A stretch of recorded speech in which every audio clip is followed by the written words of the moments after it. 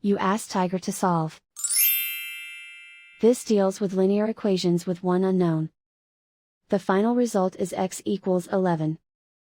Let's solve it step by step. Simplify the expression. Expand the parentheses. Simplify the arithmetic. Expand the parentheses.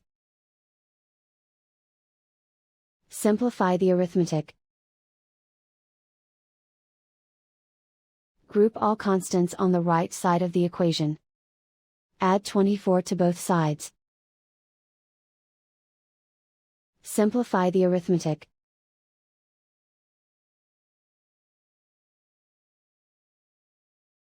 Isolate the x. Divide both sides by 3. Simplify the fraction. Find the greatest common factor of the numerator and denominator.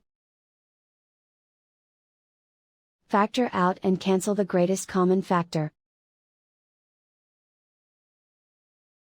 And so the final result is x equals 11.